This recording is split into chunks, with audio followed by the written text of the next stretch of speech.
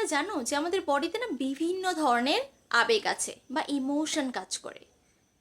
এই ইমোশনগুলোর মধ্যে একটা হলো ফিয়ার বা ভয়।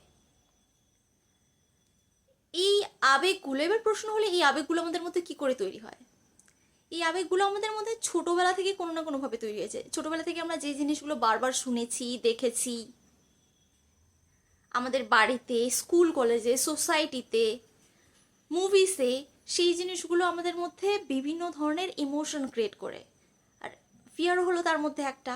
যেমন ছোটোবেলায় কোনো বাচ্চা যদি রাত্রিবেলা ঘুরতে যেতে চায়, তাকে যদি আমরা না ঘোরাতে নিয়ে যাই তাহলে আমরা তাকে ফিয়ার দেখাই।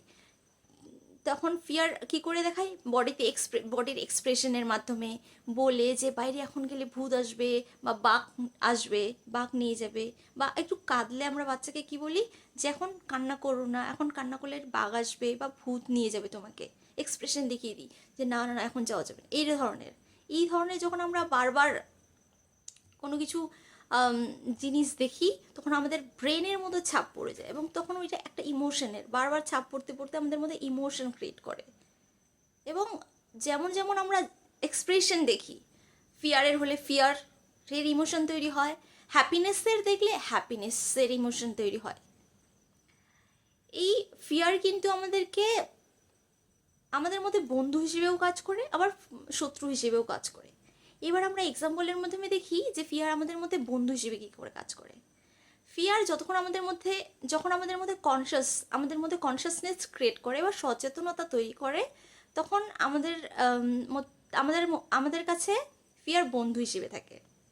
যেমন ধরো রাস্তা দিয়ে তুমি গাড়ি চালাচ্ছ বা সাইকেল চালাচ্ছ, তখন ওখানে ফিয়ার আমাদের কি বলে, আমাদের কিভাবে সচেতন করে দেয় যে সুন্দরভাবে সঠিকভাবে যেন আমরা দেখে শুনে গাড়ি বা সাইকেল চালাই, নাহলে অ্যাক্সিডেন্ট হওয়ার পসিবিলিটি থাকে। এখানে ফিয়ার আমাদের কিন্তু বন্ধু হিসেবে কাজ করলো। আবার যদি আমরা পাহাড়ে ঘুরতে যাই, তখন ফিয়ার কিন্তু আমাদের কি করে সিগন্যাল দিয়ে দেয় যে পাহাড়ের টপ পয়েন্টে ওঠা যাবে না, না হলে ওখান থেকে পড়ে হাত পা ভেঙে যেতে পারে বা মারাও যেতে পারি।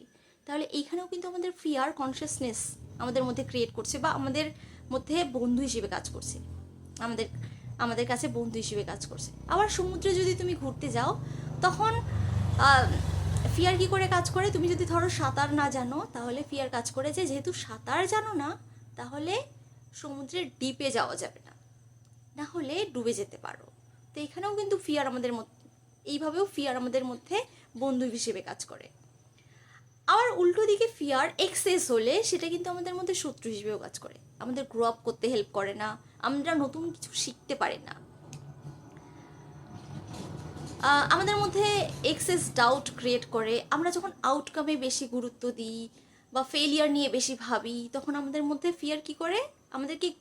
আমাদেরকে নতুন কিছু শেখা থেকে আটকায়। যেমন ধরো তুমি একটা এক্সামিনেশনের জন্য প্রিপারেশন নিচ্ছ, এবার তুমি যদি আউটকামে বেশি ধ্যান দাও, যেমন যদি আমি ফেল করে যাই তাহলে কি হবে, যদি আমি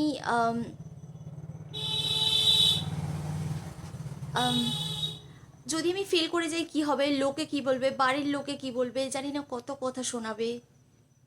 এই যে আউটকামে যখন আমরা বেশি ধ্যান দিই, তখন আমাদের মধ্যে ফিয়ার কি করে?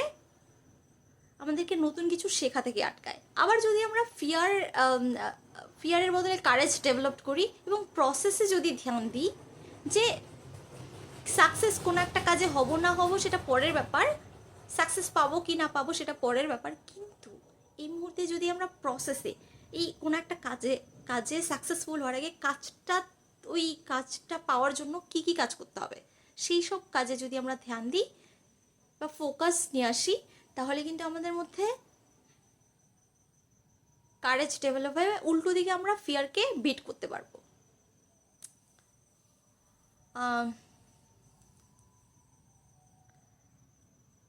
তাহলে খেয়াল রেখো যে তুমি তোমার মধ্যে ফিয়ারকে বন্ধু হিসেবে রাখবে নাকি শত্রু হিসেবে রাখবে। যদি বন্ধু হিসেবে রাখো তাহলে তোমাকে বিপদ থেকে বাঁচাবে, আর যদি তুমি এক্সেস ফিয়ার তোমার মধ্যে ডেভেলপ করো, তাহলে সেটা তোমার মধ্যে শত্রু হিসেবে কাজ করবে। আর ফিয়ারকে যদি আমরা ওভারকাম করতে পারি, তাহলে আমরা নতুন কিছু শিখতে পারি, আমাদের মধ্যে কনফিডেন্স ডেভেলপ হয় এবং আমাদের সাকসেসফুল হওয়ার চান্সেস থাকে। আজকের ভিডিওটা এখানে অবধি। দেখা হচ্ছে নেক্সট ভিডিওতে। Thank you so much.